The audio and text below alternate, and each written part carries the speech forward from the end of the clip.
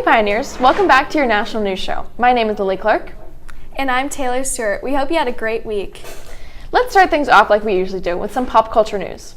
Taylor Swift made a major announcement while collecting the final award at yesterday's Video Music Awards on MTV.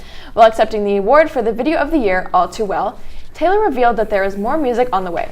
I had made up my mind that if you were going to be this generous and give us this, I thought it might be a fun moment to tell you that my brand new album comes out on October 21st, Taylor said. Swift then promised that more details would be available at midnight following the awards show broadcast. Kris Jenner has responded to rumors of Scott Disick being excommunicated from the Kardashian family. Responding to a Paper Magazine Instagram post that said Scott Disick had, quote, reportedly been excommunicated by the Kardashians, end quote, Jenner wrote that Kourtney Kardashian's ex, Scott, is still a special part of the family. Lizzo used a speech at the 2022 VMAs on Sunday to seemingly respond to a comedian who wrote derogatory comments about her weight during an interview. After her video for About Damn Time won the award in the Video for Good category, the 34-year-old hitmaker took to the stage to give a pointed speech, dressed in a cutaway black ensemble. Lizzo approached the microphone joyfully yelling profanity as audience members cheered. She then thanked fans for voting for her and encouraged them to vote in political elections.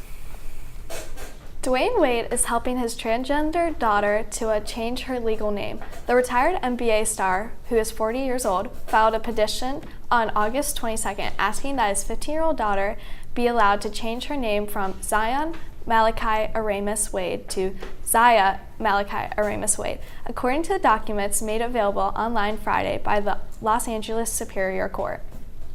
NASA canceled the launch of a major missile Monday because of difficulties fueling its new rocket, the Boeing-built Space Launch System.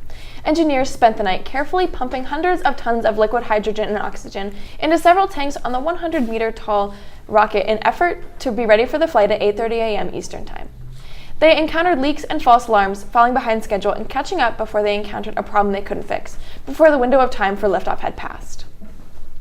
President Biden believes that a post-high school education should be a ticket to a middle-class life, but for too many, the cost of borrowing for college is a lifelong burden that deprives them of this opportunity.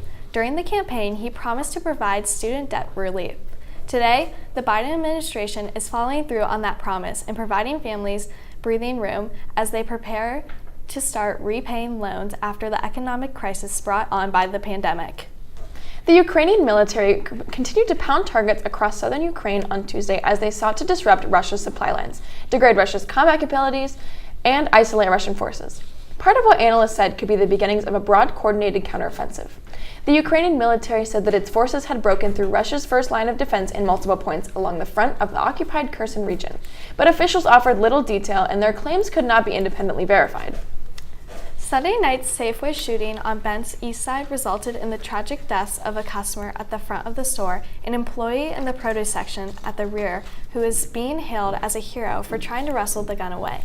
Hours after police gave new insight into what took place, a vigil was held Monday evening to Drake Park, hosted by Central Oregon Moms Demand Action, to honor both bend men and share hugs, tears, and a swirl of emotions, from sadness and frustration to anger, and a commitment to seek change and prevent future tragedies. More than 100 people were on hand. Well, that's all we have for you today, Pioneers. For The Juice, I'm Lily Clark. And I'm Taylor Stewart. Thanks for tuning in, and we'll see you next week.